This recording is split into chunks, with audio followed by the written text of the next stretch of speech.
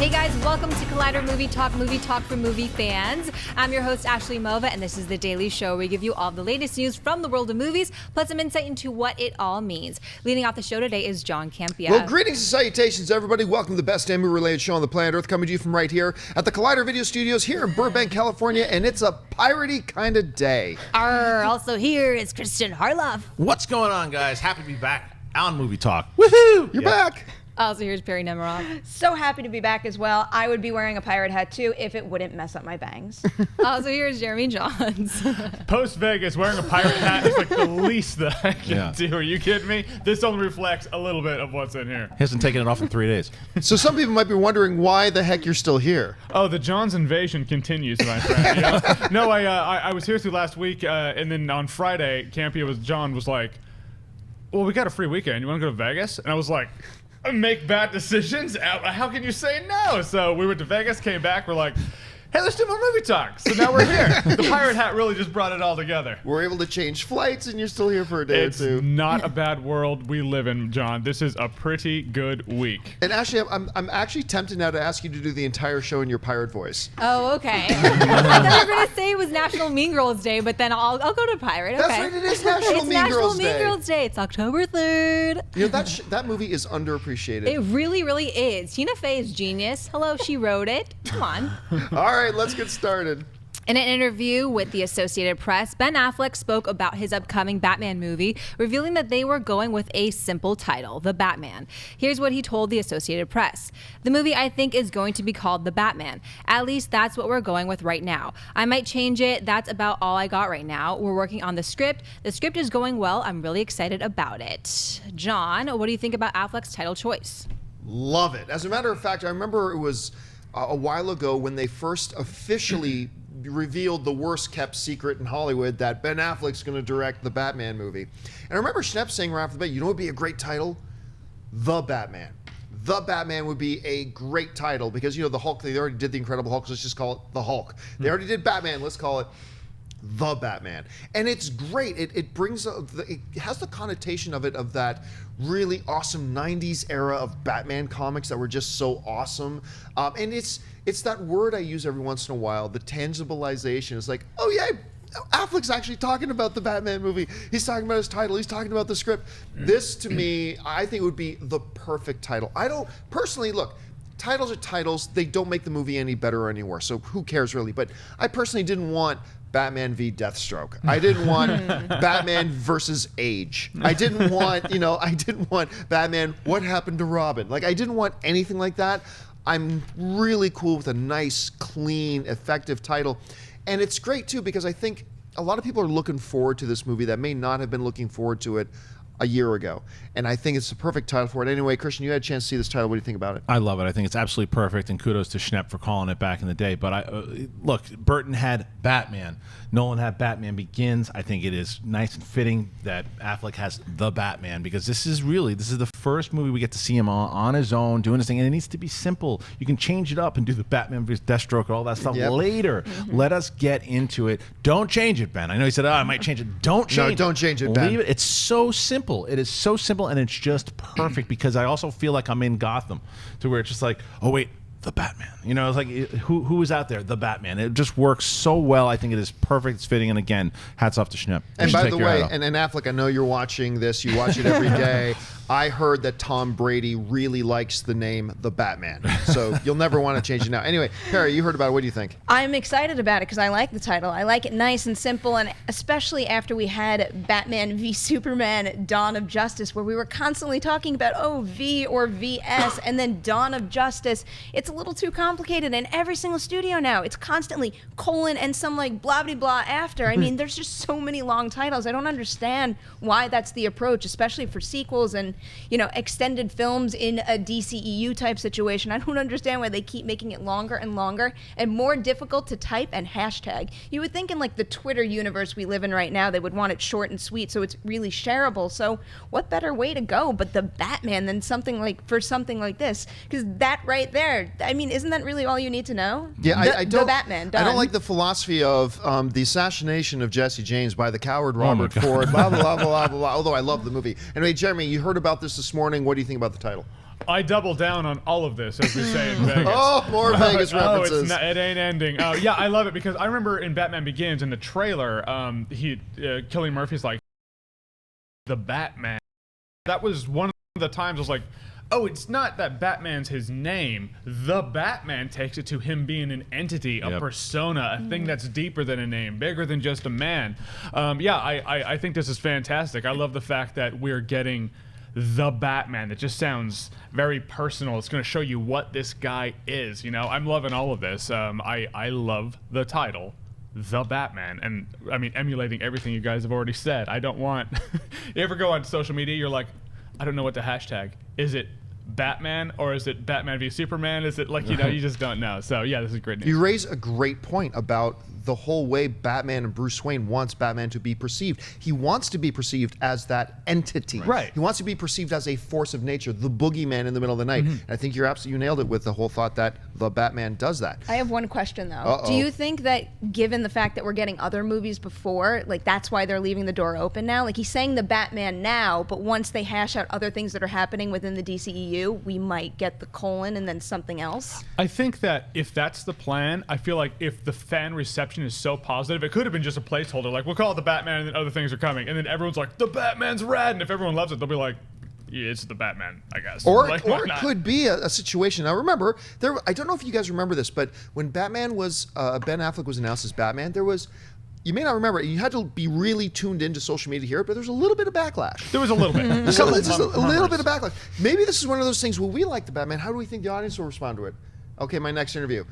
Yeah, I'm currently calling the Batman, but we might change it. And then they're just monitoring social media, Yeah, right. just to kind of gauge the reaction from See fans. what it is. That's true. I mean, and you even hear him in those comments when he's talking about how much money Batman v Superman made. Yet a lot of people didn't like the movie, but fans like it. So that's a great point. I think that they're absolutely, you throw it out there, you see, because it's you're bringing up social media, as are you. I think you see it out there, you hear all of it, shows like this, fans are tweeting it out. I think it's going to stick with the Batman because I think it's going to get a pretty positive, because it is. I saw someone in the chat room go, oh, all fuss over just the word the. Yes. It changes it significantly. Yeah, the connotation is different, but I think Perry's absolutely right too. It's very smart for them at the same time to leave that door open. You don't have to have your title in stone this far out. Leave the door open a little bit. See how everything evolves with the other movies. So if a better title comes along, presents itself after watching the new movies on screen, change it if you think it's going to be better, but it's hard to imagine it being better than that. All right, what's next? After more than 5 years, the Pirates of the Caribbean franchise is ready to set sail again. The first teaser and poster for the 5th film, Pirates of the Caribbean Dead Men Tell No Tales, debuted during last night's Fear the Walking Dead, but does not feature Johnny Depp's famous Jack Sparrow character. Instead, the 1-minute 50-second spot features Javier Bardem's zombie-ish Captain Salazar asking for Sparrow with a simple message: find Sparrow and tell him death will come straight for him. John, what did you think of the first teaser for Pirates of the Caribbean Dead Men Tell No Tales? Well, there was a reaction video we made last night. Am I allowed to talk about it? That is up to you, man. You're the leader. I was just there talking. There were 3 of us driving back from Vegas last night when that dropped, so we actually recorded ourselves on the highway coming back from Vegas doing a reaction video. So you can see my initial thoughts there. You know what? I like it as an initial teaser, and I thought it was very interesting / bold / gutsy, or maybe a tragic mistake to not have Captain Jack Sparrow in your Pirates of the Caribbean trailer. That's odd. Now, they had the wanted poster, so we understand, oh yeah, we're home, this is Captain Jack, and the whole bit. But I thought for just an initial teaser for a movie that's still pretty far out, I thought it worked. I thought the visual effects looked quite good. It felt like a Pirates of the Caribbean kind of movie. A lot of speculation about the kid in the cell. I think it's probably supposed to be Captain Jack's son, and maybe the kid doesn't even know he's Captain Jack's son. That's such pure speculation. I have no idea. But overall, I dug it but if this was the trailer 3 months before the movie, I'd say it's a piece of garbage trailer. As a first initial tease, I kind of dug it. Perry, what did you think? I dug it because I couldn't care less about this franchise. This is probably one of my least favorite film franchises out there, but I see them because I feel obligated to see them. Right. I just don't enjoy them anymore. I love the first movie, and me then too. after that, oh God, do those things tank. So I like this one just because it shows us so little. I can't handle Johnny Depp's nonsense anymore as Jack Sparrow, and this trail, I think this is a fine tease. It does the job. but it didn't really hook me as someone who needs some convincing to jump back into it at this point. However, I will give Javier Bardem a little credit at the end because I laughed when he's like, no, tell me, or whatever the line was. Please? Yeah, please. But poor Brenton Thwaites. Like, if this movie doesn't do good, that poor kid, and he's a good actor too. I feel like he just gets the worst lineup of movie. He needs a new agent or something. Jeremy. Yeah, I'm very much on the on Perry's side of it. It's like, I mean, 15 years ago, 10 years ago, this would have been rad, and now here we are, a few Pirates of the Caribbean movies later. But as a teaser, judging it on the merits of a teaser, I agree. As a teaser, it's great. I think this is what happened. I think they were like, okay, what's the highest domestic grossing film of all time? Force Awakens. How did that go down? Well, the main star was missing, and everyone was looking for him. Did we see the main star in the trailer? No. We didn't see Luke in the trailer? No. So don't show Jack Sparrow? No. That should work? Yeah. All right, let's do it. That's exactly what we have. So, yeah, I mean, the Pirates movies are fun to talk about, but again, if I had to place my bets and this was Vegas, I wouldn't actually put it on it being good. That's what I'd say. What do you think, Kristian? For the most part, I'm with you guys. I also don't care about this at this point, but this also could be them trying to get everybody back in. That's why you get a talent like Javier Bardem to be the villain and try to hook everybody back in. Maybe this is the one, because I'll tell you, as I'm watching this trailer, I was like, oh, wait a minute. I am actually interested to see, because I figured it was Bardem because I knew that he'd be announced, who's the new bad in this one. And then I don't agree with the visuals. I thought that it looked terrible when they showed the special effects for him. I'm like, wait, you have Javier Bardem. Put him in makeup. Put him in makeup. I mean, that's all I need. I don't need that crazy, crappy CGI, because then his face is moving. And I was focused on that, and I was less focused on what he was saying. But the story itself, or the tease, had me. It was just, I was so thrown off by the crappy CGI personally. But I do think, as for everything else that it was doing in the storytelling was there, I just am not excited about this movie yet. I like the fact that they didn't show Sparrow in this one, because it's not like they're trying to show you that it can stand on its own merits without him yet. You know he's going to be in it, but this one was just to get people talking, and we are. Well, the last time that they got Javier Bardem to show up as a villain in a major franchise, we got Skyfall, and that worked out pretty well. As far as the visual effect about whether or not to put Bardem in makeup or not, here's the question I'm going to have going into it. I'm not fully aware or convinced about what is the nature of Bardem and these guys that are with him.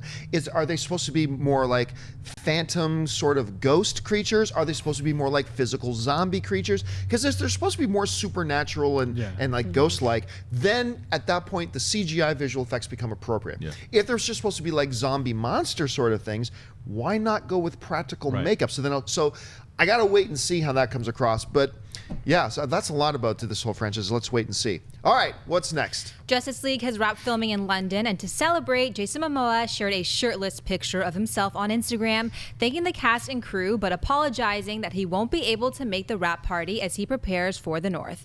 Though filming has wrapped in London, it's not the end of the shoot. Filming will continue in a more remote location in Iceland. Jeremy, thoughts on Justice League wrapping production, and any ideas on what they might still have left to film in Iceland? Well, I'd like to tell Jason Momoa that CGIing his face on my body is okay. I mean, yeah, it's so vague. I mean, if Jason Momoa mentions the North, the guy's probably not going to Vancouver, Canada to visit some friends. He's probably talking about Lord of the Rings. But as Lord of the Rings, as the North starts going south, and Lord of the Rings. Sorry. It's on your brain. It is on your brain. I thought you were gonna make Too much joke. time in Vegas. Yeah, I was just gonna say, dude, Vegas. It's still like I can screw up an entire week of my vocabulary and blame it on Vegas. and my terms. I'm like, I was in Vegas. Some people just can't handle Vegas. No. Justice League. Right? Is that what you're talking No, about? you're thinking Game of Thrones. Game of Thrones. Oh, there we go. Here we go. Game of Thrones. Thank you, John. Whenever I fall, John's there to pick me up, dust me off, and go, it's okay, just walk. Get 2 more steps. You just walk. Oh, he made 2 steps. He's fantastic. What a good kid. Anyhow, Game of Thrones.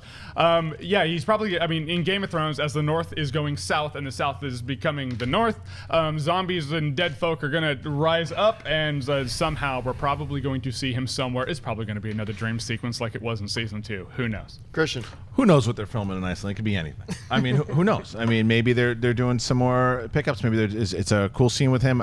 I don't know. But you probably go back to when you look at that trailer that they posted, and that looked like that could have taken place in Iceland. So maybe they have a couple more things they want to shoot there. But as far as it being wrapped, they have been on this thing. They are treating this with so much care, so much and not with just the shooting, with everything, the way that they're getting it out there with the media. We've talked about it at length, how they did the set visit with people early and let people talk about it early.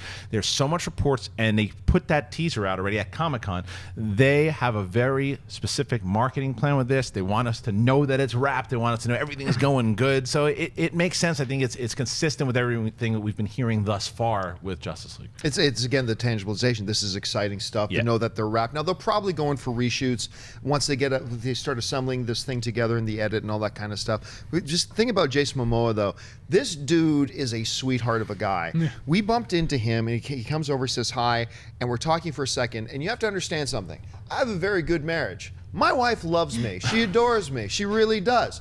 But I've never seen the more stark look of disappointment in her eyes than after I introduced her to Jason Momoa, and he's talking to her, and he's charming her to death. And then when her eyes went off him and back to me, it was like, oh. Let's go to the pool, honey. But he's just a sweetheart. No, this is great. And I look, honestly, I'm just curious. When he talks about the North, is he talking about reshoots, or like in Iceland and stuff like that, or is he subtly hinting a return to Game of Thrones? So, I mean, this suddenly went from a Justice League story to a Game of Thrones story. Yeah, but sure. I'm Lord of the Rings also. Yeah, and Lord of the Rings. Is he being subtle? I don't know, Perri, what do you think about all this? My mind immediately went to Game of Thrones, just because that show's coming to an end. The North could mean a physical shooting location, or just what's coming in the North, which is absolutely huge in the last 2 seasons of the show. But in terms of this whole thing wrapping, I just love this whole process. I really enjoyed feeling like I am part of the shooting of Justice League. Of course they're going to post images like this and celebrate the end. The whole thing has meant for the fans to be a part of it. And I think they've done a really good job of making us feel a part of it and giving us information without actually spoiling the crap out of the movie, which, you know, we've talked a lot about set photos that are unauthorized, and those are spoiling the movie, whereas they're going out, Warner Brothers is going out themselves and celebrating this with the fans and showing us things. And I don't think anything has been spoiled thus far. I feel like I'm going to go into it knowing just what I need to know to get excited, but not too much. They're being far more active with this film than they were with BVS. And I think once again it goes to the strategy that I think we all believe they're employing right now is change the conversation off of BVS. Let's get all the fans looking forward, not looking backwards at this point. And little things like this are a great way to do it. All right, what's next? Isn't anyone going to point out that he Instagrammed a picture apologizing that he wasn't going to be at the wrap party because he had to go up north to film, and then he uploads a shirtless picture, like, oh, sorry, I can't be at the wrap party. I have to go up north to film some stuff. It's a picture of me without a shirt on. Like, how cocky is that? It's pretty cocky of him. Okay, I changed my mind. Pictures he wants. I changed my mind about having you do the rest of the show in the pirate voice. Can you do it in the in my Jason Momoa in the self-centered Jason Momoa voice? The 23rd century. Anything that gets me to do crunches, I'm down for. So no, I can't hate him too much. All right, it's Monday, which means it's time for the weekend box office report, brought to you by our friends at AMC Theaters.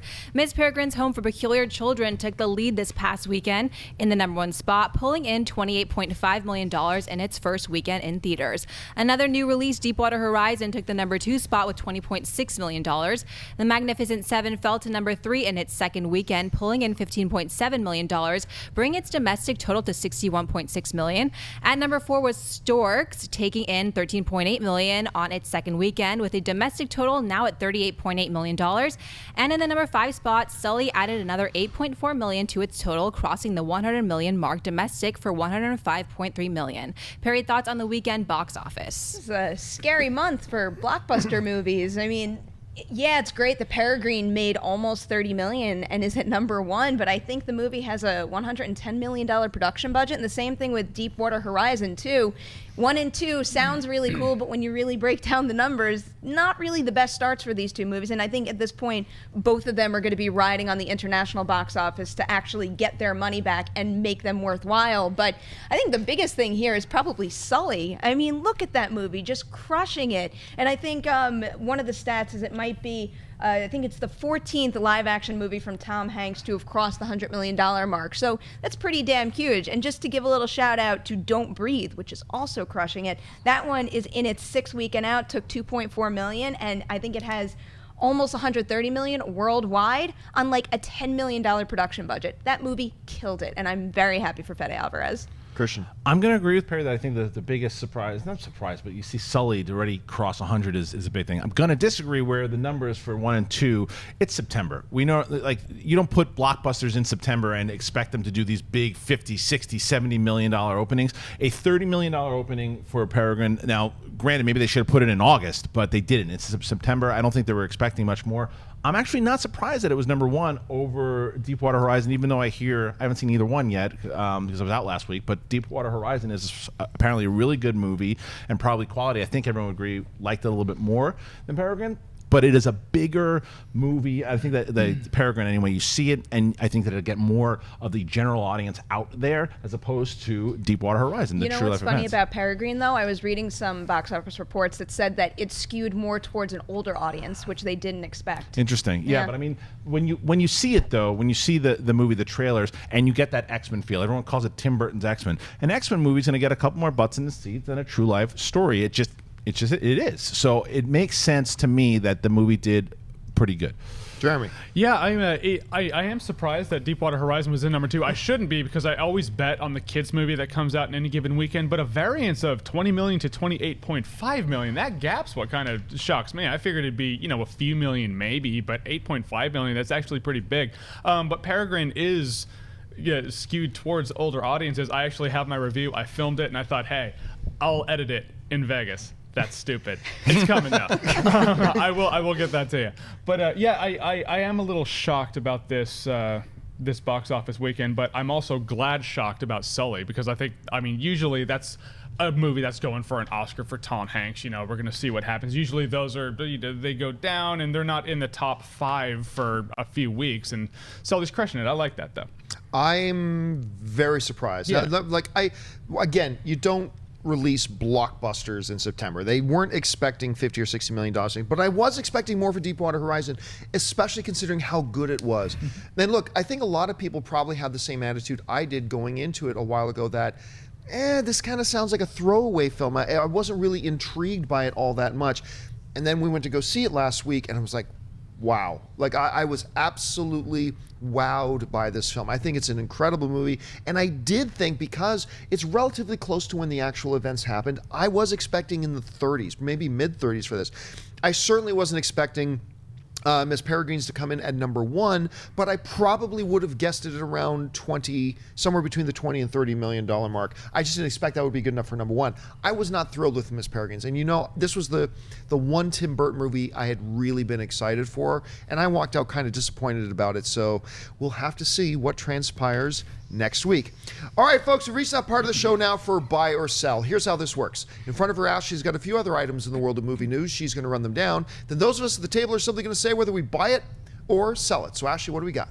Fox's marketing campaign is about to begin for War of the Planet of the Apes, with Fox announcing Friday that the first footage from the sequel will be unveiled at New York Comic Con on Thursday, October 6th, with director Matt Reeves and star Andy Serkis on hand. In addition to the Comic Con announcement, the first official synopsis for the movie has been unveiled.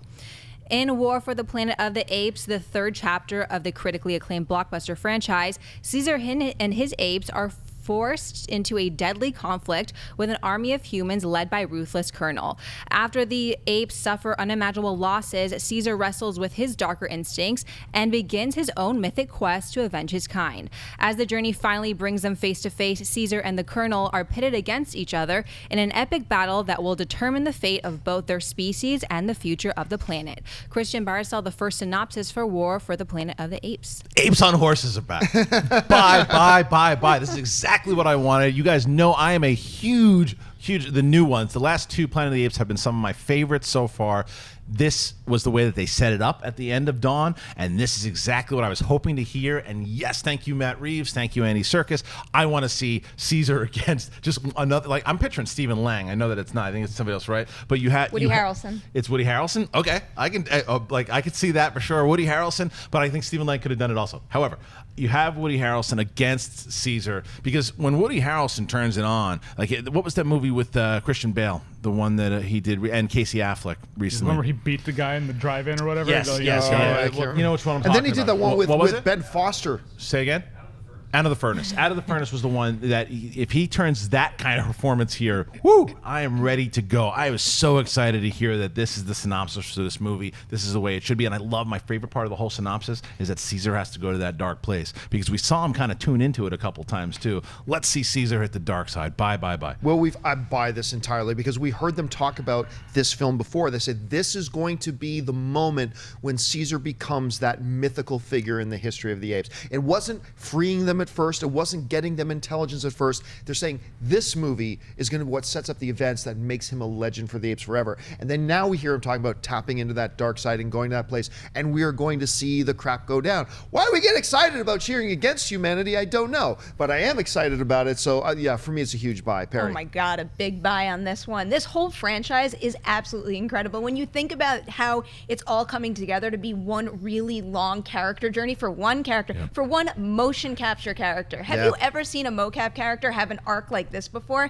And Andy Serkis just delivers every single time. And I'm with you, Kristian. I like the Darker Instincts line, and the mythic quest part intrigues me too, because we had that quote from Matt Reeves, I believe, a while back, where he described it as it's like a myth ascension, him becoming the ape Moses, for a lack of better words there. But that to me sounds really interesting. I don't know if I can picture how he's going to accomplish that without getting too crazy with it, but I like the challenge there, and it could make for one heck of a next chapter for Caesar here.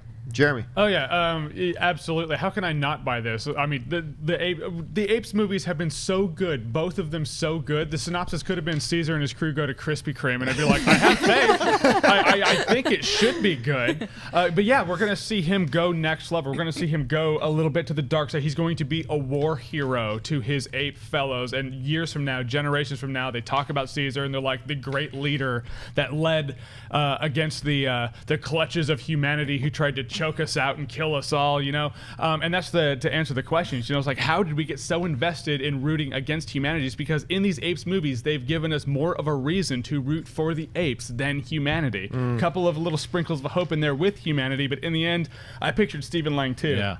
I want Quaritch from Avatar, played by Woody Harrelson, to come in here and start just like, because it's not just a settlement of humans going, okay, we have kind of a problem. This is humanity going, this is our last best hope. If this fails, they win. And it's World War. It's World War III, really. All right, what's next? While doing press for Spectre, Daniel Craig was asked if he would return to play James Bond again, and he famously told Time Out magazine that he'd rather break some glass and slash his wrists. Now, in a recent interview with BBC, executive producer Callum McDougall was asked if Craig would return and if he's still the first choice. I wish I knew, he said. We love Daniel. We would love Daniel to return as Bond. Without any question, he's absolutely Michael G. Wilson and Barbara Broccoli's first choice. I know they're hoping for him to come back. John Byer saw Daniel Craig reprising his role as James Bond in the next film. Well, okay, before I get to my buy and sell, let me say this. I have had a chance to get together and talk with Daniel Craig several times. He's always very nice, very pleasant, consummate professional. He likes his craft. But this is not the first time that a franchise or potential franchise has run into problems, potential roadblocks because of Daniel Craig. And I'm a huge fan of Daniel Craig. And this is coming from me. Girl with the Dragon Tattoo was the modern English version of it, I thought was wonderful. I'm one of the few people that actually preferred the remake over the original. And the original is great, but I prefer the remake. The only reason we haven't got another one yet is because Daniel Craig dug in his heels. And I don't know if Rooney Mara had some issues in there as well.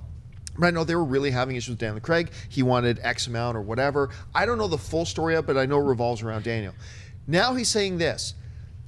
I kind of believe, and you might have been the one who pointed this out to me before, when Daniel started talking about how I can't imagine doing these anymore and blah, blah, blah. I think you were the first one to mention to me, I think this is just a strategy of his. I think this is just a negotiation tactic of his to get out turn up the public pressure. And I like the way the producers are handling, saying, hey, look, he's still our number one choice. Like, they could go the other way and say, hey, we could do it with Craig, we can do it without Craig. Lots of people were Bond before Craig, lots of people will be Bond after Craig, but they didn't. They're staying on that course of saying, we want Daniel, we like Daniel, we think he's got another couple of Bonds in him, and I do too. He can't play it forever, but I think he will be back. I'm going to buy the comments, and I would be willing to bet that Daniel Craig will be James Bond in the next James Bond film. Any more after that? I'm not sure. Perri, what do you think? I don't like the whole like manipulative angle to this. It Yeah. really, I mean, not Rubs me that the wrong way. can't happen, but it would bother me if this is between the producers and him, some sort of whole tactic to, either pressure him to get involved or him to pressure them to give him more money. I don't like the idea of any of that. And those initial quotes really rubbed me the wrong way. He's so lucky that he gets to play this iconic character and be part of these movies. Obviously, I don't know what goes on behind the scenes. For all I know, he went through some terrible experience and he has a reason to not want to go back. But from my perspective, this is the coolest franchise ever. He has the opportunity of a lifetime. You may not want to come back for more movies, but don't ever say that in an interview. So I have a little bit of a tough time shaking those quotes. At the same time, though, he is a fantastic Bond. So I'm going to buy, these producers are doing what they should be doing, which is handling it very professionally and saying these quotes like this. But I'll also buy him doing another Bond because he's really great in the role. I would like to see more of it, but at the same time, if he decides to go his own separate ways, I'm all for seeing someone new in the role too. Jeremy. Well, I think he could come back because he said he would rather, take glass and slash his wrist, but he didn't say he'd rather eat glass, and that's much worse than slashing your wrist. So I still think there's a glimmer of hope. But yeah, honestly, and this is a thing that everyone needs to keep in mind. Even if someone is so vehemently, they put on the brakes like, no, I don't want to do it. Anything's possible if you make them an offer they can't refuse. And so, in that, it's probably a negotiation tactic that he is doing, but it's still a reality of life. So at that point, I'd like to see him come back as Bond because if for nothing else, give me one more so we can have him go out on a high note. And Spectre wasn't the biggest high note. I'd rather if he was going to go out on Skyfall from what we have. But in that, I think it is possible. However unlikely, they might find a weakness and exploit it. What do you think, Kristian? I think that Daniel Craig is one of the best James Bonds we've ever had. I think that the last movie I agreed, not so great, but I think there's something remember, you talk about Ben Affleck, nobody wanted this guy as James Bond. When it was announced, they were like, oh, he just looks like a crazy alcoholic. What's he doing here? I remember the comments. It was just like, people were not thrilled about him. When he was on, I worked on that film, The Invasion. That's when it got announced. And he was getting smashed for it, and he made it his own. Yeah. That being said, I watch Pardon the Interruption, which is one of my favorite shows. And when you hear Tony Kornheiser talk about Dwight Howard, that is how I feel about Daniel Craig. Shut up already. I'm sick of it. You were James Bond, dude. You were James Bond. It made your career. You'd rather chew glass, really, than have one of the best things of all time. It absolutely is a negotiation thing, partially, but he's one of these guys, like you were mentioning with Dragon. He just spits things out, and he's known to be difficult from time to time. I say cut your losses. Get rid of them. Idris Elba's out there. Michael Fassbender's out there. Let's get a new Bond. We could switch this all up. Would I be upset if Daniel Craig came back? No. But I think for the stress-free situation of everybody involved, I think the fans would accept it. The fans would accept if it's got to be someone great. It's got to be someone great that takes on the role. But I also understand, and I buy the comments from the producers. Of course they want him back because right now the franchise is really going well with him attached. But if it is becoming an issue to where he's becoming difficult, cut your losses. James Bond is bigger than the actor. So I'm just kind of tired of Daniel Craig's moaning about being James Bond. Now, we do got to keep a couple things in context here. Number one, I'm sure when he said that, he wasn't saying, I'm done with Bond, I'd rather cut glass. Remember, he had just finished making the movie, and he was probably I've heard a couple exhausted. different things, though, not just that comment. Oh, no, I know there have been other things as well. He's been using the tactic. It is difficult for producers, although I'm sure, to just adopt the mentality of cut bait and run when Skyfall was the biggest grossing Bond of all time, and Spectre, even though it wasn't very well received, made almost $900 million worldwide. And that was for a movie that wasn't super well received. So I can understand them thinking, you know what, if we can, we got to keep Bond. We got to keep Craig if we can.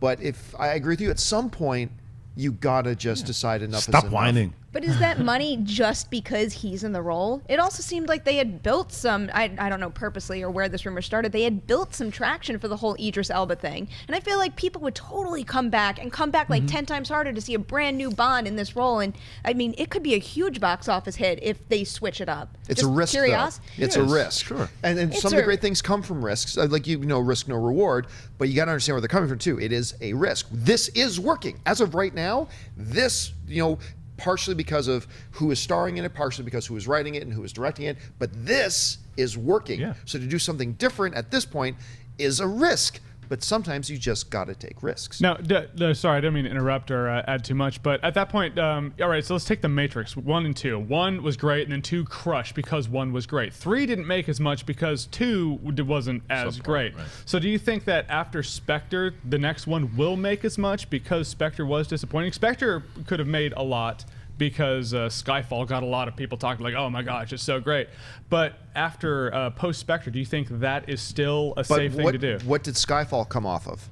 Oh, yeah, well, yes. Quantum of Solace, which true. wasn't so great, then Skyfall came out. Bond's a different animal, though, because it really relies on the villain also. So you got a really good villain in there. With The Matrix, we were going down a tube that was exactly, you couldn't get anything new from it. So I think that it absolutely can do really well with Craig in the role, for sure, depending on who the villain is. I just, if it keeps whining, I want him to wake up and go, you know what? I love playing Bond. Just kidding, guys. Let's do it. Daniel Craig just needs a weekend in Vegas. Yeah. That's it. All right, what's next? The Jurassic World director Colin Trevorrow bowed out of directing its sequel in order to tackle Lucasfilm and Disney's Star Wars Episode 9. He is still very much involved as a writer and producer. Speaking to the Jurassic Park fan podcast in general, Trevorrow teased that given new director J.A. Bayona's horror background, fans can expect something a bit more intense the next time around.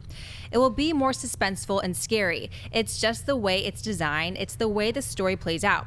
I knew I wanted Bayona to direct it long before anyone ever heard that was a possibility, so the whole thing was just built around his skill set. Perri, buy or sell a more suspenseful and scary Jurassic World 2?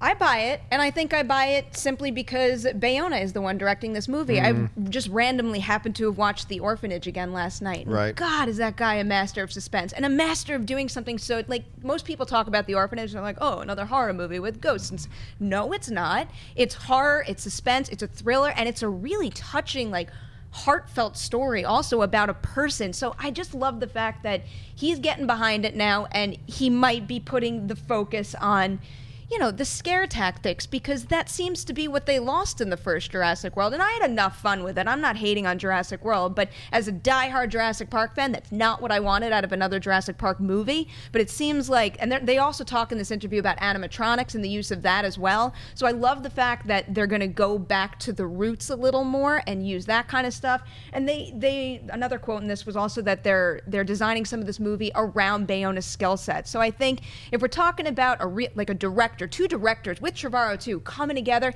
and making a movie to suit his skills, I think we're only going to end up with a better Jurassic World for it. I got to buy these comments. Look, the first this new first Jurassic World movie did what it had to do. Reintroduce the movie-going audience to the whole theme of Jurassic Park, whatever. Reestablish that sense of awe and wonder and fun. And they did it with huge box office success. But I love these comments because it means going to the next one, we're now going to reincorporate the suspense of it. We're going to incorporate a bit of the fear of it. We're going to incorporate the sense of danger, which, as fun as Jurassic World was, I never felt that sense of danger, you know what I mean? And they're going to bring that now into it after reestablishing the world. It's the right direction. I give it a buy. Huge buy, because I liken this to Star Wars, and where you look at what Jurassic World did with what The Force Awakens did. Force Awakens, good movie. Did it change the game with Star Wars? No, it didn't, but it got us to care again. Because if you look at what the prequels, some people, not a big fan of the prequels, wondering, oh, we're going to get the same type of movie. Some. But, and the same thing with Jurassic World. Like, there were some piss poor sequels afterwards that came after. I was like, this franchise is dead, and it's not. But what they did, Bayona, I look at very similar to what they're doing with Rian Johnson, a guy that is, because those skill sets, putting it forward to Jurassic World 2, you have to change the game here with Jurassic World 2. You have to make it a different type of movie. I don't want to see them in another park again. I don't want to see the same crap that I've seen a million times. I want to see something brand new. I want to see something with this guy's skill set. Make me scared. There are dinosaurs hunting me. I want to be scared. I don't want to go, oh, that's kind of fun. No more fun with dinosaurs. I want to be scared. The Crichton book is terrifying. I want to be terrified again. I think this is the way to do it, so it's a huge buy. Jeremy? My knee-jerk reaction was to sell it, but I'm actually going to buy it because I like to think that we're going to live in a world where we get more scenes like the kitchen scene in the original Jurassic Park, which is like the most intense scene of any Jurassic Park by far.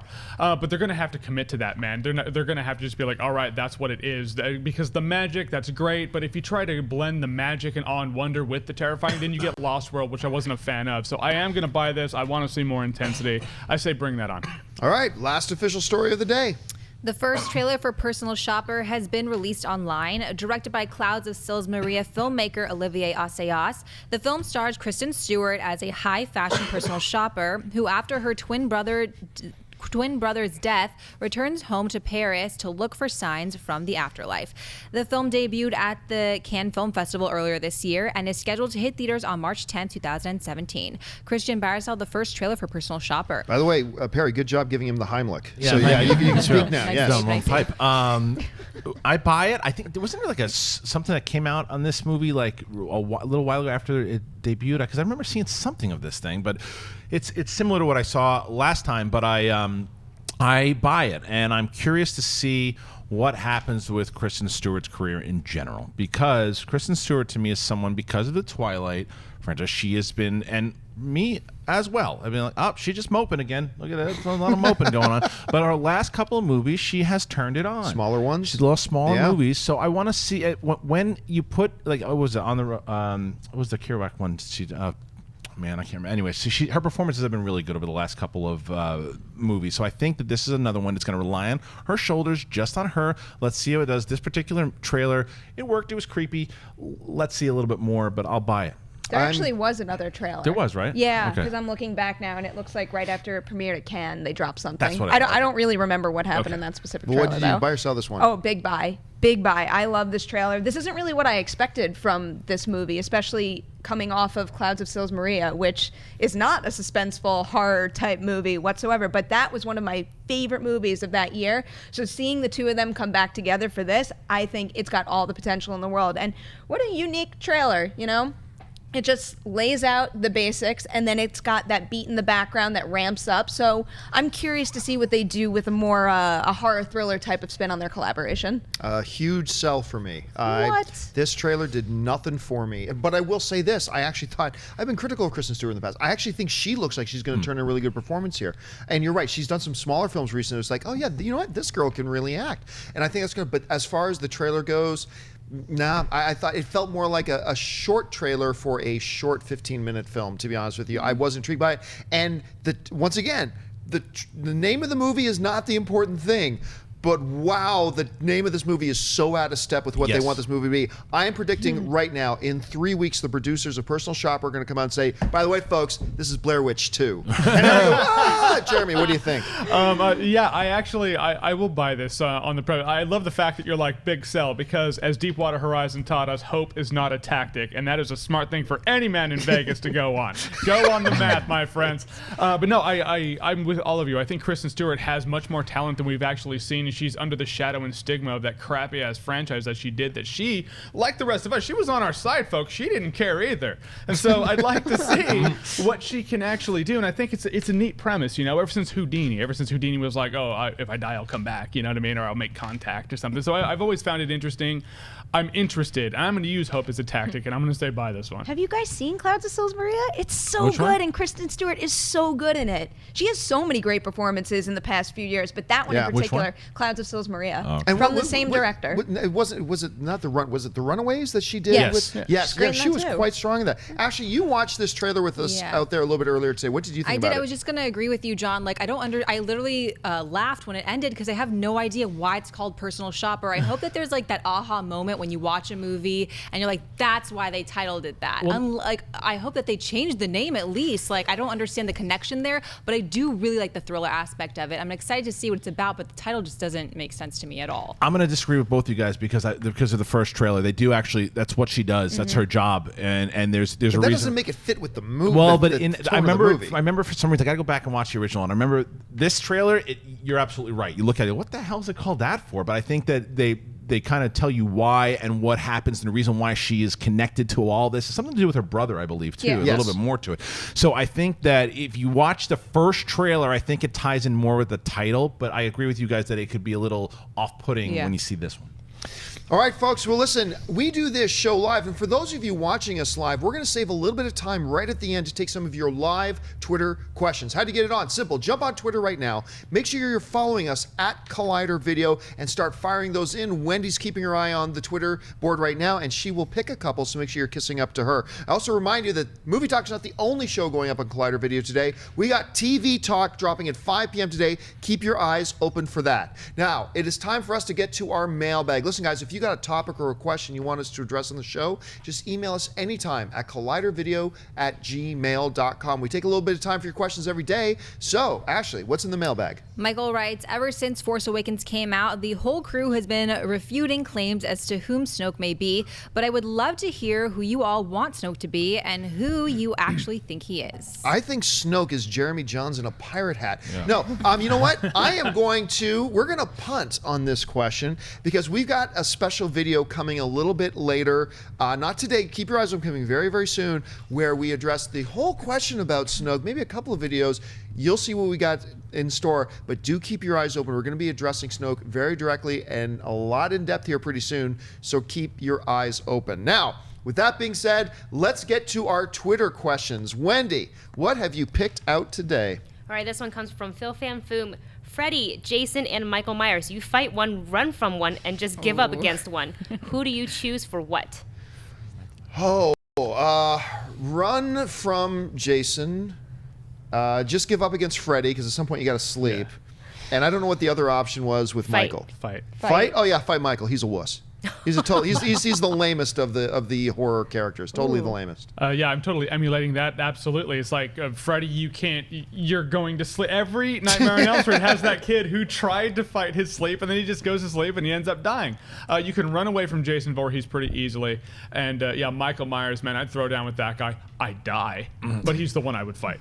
Kristian, I'd fight Freddy because you could do some fun stuff in your dreams. You might lose, but at least you can do some fun things in your dream. There are some people that have survived through, whether you have to wake yourself up in the middle of it is a better way of surviving and coming back to fight another day. And I'd run away from Jason because the guy is slow as dirt. And then fight, what's the other one? And then Michael. Just give up against Michael because, he's got he's in space. He does all these different things. He's never going to stop. Jason was in space. Whoever. One of them. Did one of them go to the hood? No, that was the leprechaun. Sorry. I'm going give up on Freddy because I feel like you can't fight Freddy. You know that feeling when you're just so tired and there's nothing you can do but close your eyes and go to sleep? So I feel like you're screwed no matter what with Freddy. And I don't want to have fun with him in my dreams. That sounded weird, but you know what I mean. The fight and the run thing, stop laughing. It's confusing me because I don't want to fight Michael and I don't want to fight Jason, so I think I'd have a better chance running away from Michael than Jason, so I'm just going to say run from Michael and then fight Jason even though I'm going to lose. I think Kristian Harloff's going to die because dreams feel real while you're in them. He's not going to know he's in a dream, you're going to die. I already said I'm going to be toast, but at least I'm going to go out creatively, you hump. All right, what's next? Graham Butler says, is there a concern of the vague title of the Batman might confuse average moviegoers regarding time period and context? No. Really, the title won't do anything like that. They're going to put out the trailers. It'll reveal all of that, just like any other movie. Like when you hear the title, "Gone Baby Gone," really, does that create confusion about timeline or context? No. You wait to see the trailers. You read the synopsis. You see the commercials. You get an understanding of the movie at that point. That other than movies called Titanic, the title's not going to give you, or the assassination of Jesse James by the coward Robert Ford. You just gave the whole movie away. I really don't think it's going to be that big of an issue. Do you guys see it any other way? Yeah, if it were springboarding right off of The Dark Knight Rises, it probably would confuse people. But we've already established that there is an entire new universe, a DC universe that's happening right now. So calling it the Batman, I think people will know it's part of that universe just because it's not coming right off the Nolan one.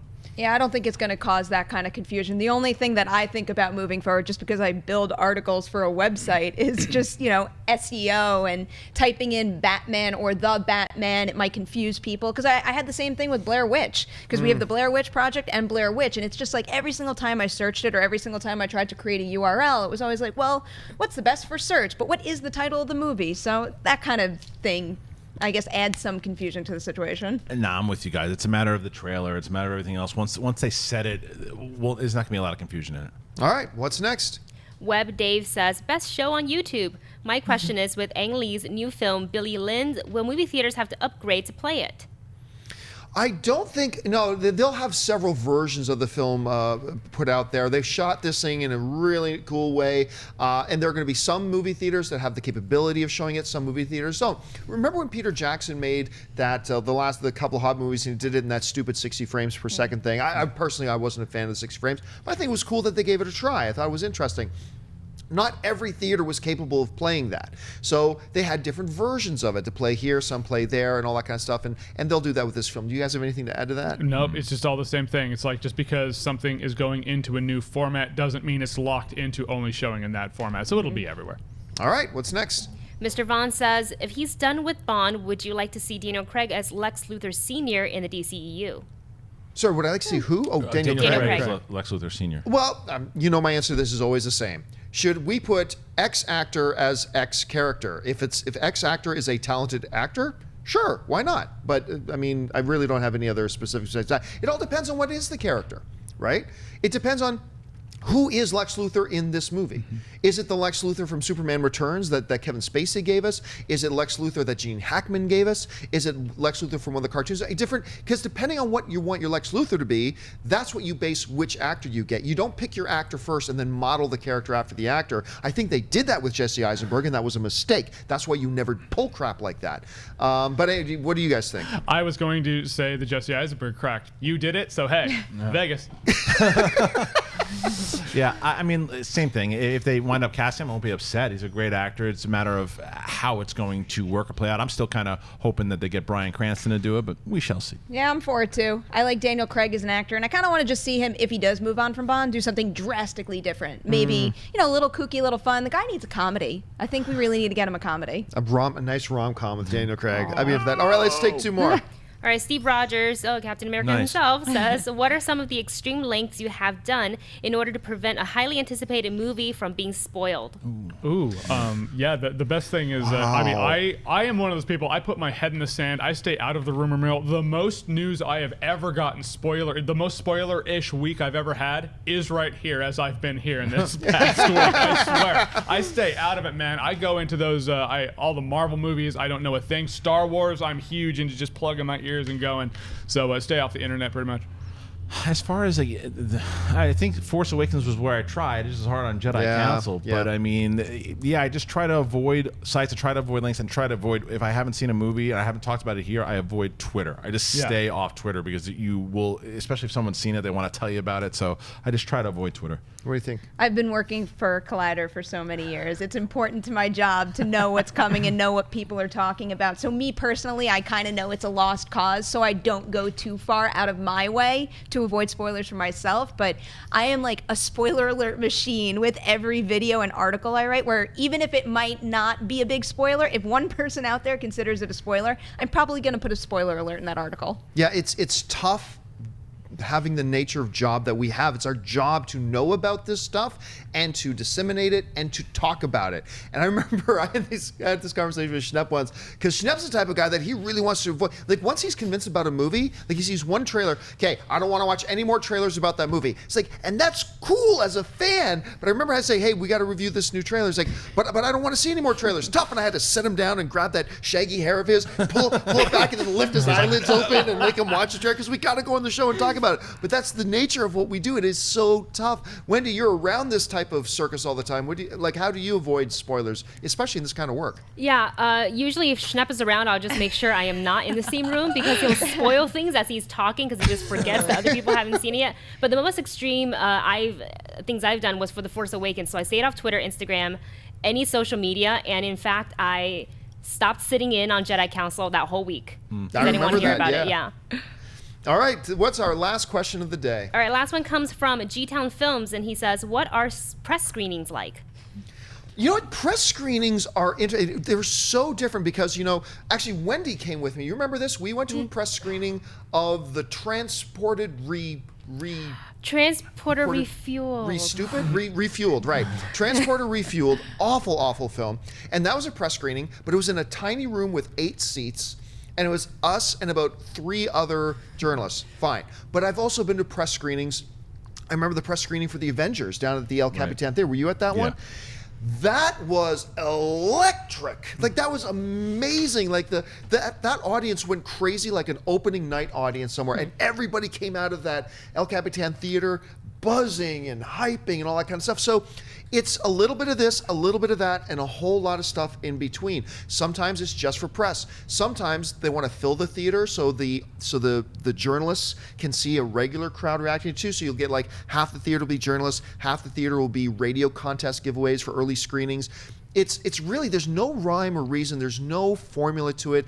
Every one movie I find kind of handles it a little bit different. So like me, I think you've been doing like press screenings for a long time. Yeah. I've gone to every kind of press screening imaginable. Yeah. And yeah, in New York, that was a thing that started recently where some of our press screenings wound up being the premieres too, which, you know, can make critics grumble when you show up 5 minutes before a movie starts and it takes you 30 minutes to get into your seat. But God, thank God for press screenings, because I would never get any work done without them. So, yeah. Yeah, I agree with you guys. I mean, it just depends on the movie. It depends on, sometimes they will pack out, they'll kind of, sometimes depending on the movie, if it's not great, but they want to get you, for a comedy sometimes, if it's like a bad comedy, they will pack it in, half of it with like radio contest winners, and then they'll pack, halftime with fans, critics. So it's like being in a comedy club when you feel, you might think that it's actually funnier than it is because you hear the kind of wave of laughter and it might influence you. So one time I was the only person in a press screening. It was nice. a private. It was that. a private screening room. It must have been like 25 seats, and it was for one of the Tyler Perry movies. Like, Why Did I Get Married To or something.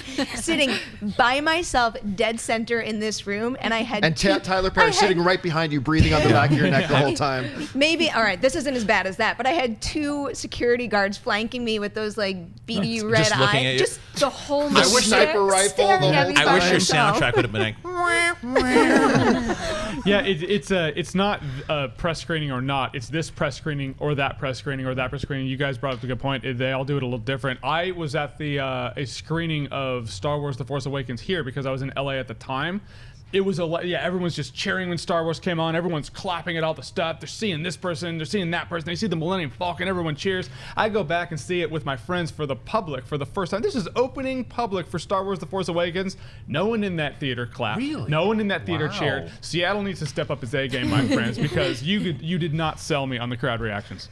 All right, folks. Well, that'll do it for us for this installment of Collider Movie Talk. Thank you so much for joining us. Remember, the most important part of the show is not what we have to say, it's what you have to say. Make sure you jump into the comments section and leave your thoughts on any or all of the topics that we discuss here today. I want to thank the people sitting at the table with me. First of all, sitting right here, Perri. Perri, where can people find you online? I'm going to go off to Vegas so I can make some Vegas jokes next week. But in the meantime, you can catch me on Twitter and Instagram at Nemiroff. Collider Nightmares every Tuesday, Best of the Week every Saturday. And if you're a fan of Ash vs. Evil Dead, we just kicked off our After Ash after show, which you can catch Sunday nights right after the new episodes air. Mickey's triumphant return. Christian, where can people find you? well, Kristian Harloff on Twitter and Instagram, and you got Mark Riley and Clark Wolf, who are known as the Wolves of Steel, going up against John Schnepp and Robert Meyer Burnett. That is tomorrow. Team Heroes going up against the Wolves of Steel on the Schmodown.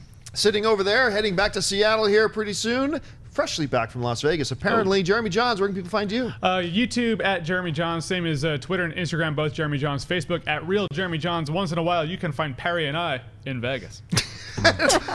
Ashley and Wendy over there. Ashley, where can people find you? Twitter, Instagram, Snapchat at Ashley Mova. Happy Monday, guys. And Wendy. You can find me on Twitter, Instagram, and Snapchat at Wendy Lee Zaney. Special thanks to the guys behind the cameras for making everything work. You can find me simply on Facebook, Twitter, and Instagram at John Campea. And make sure you check out John Schnepp's and mine show, Film HQ, on Comic Con HQ. That'll do it for us, guys. Thanks a lot for joining us. My name's John Campea, and until next time, bye-bye.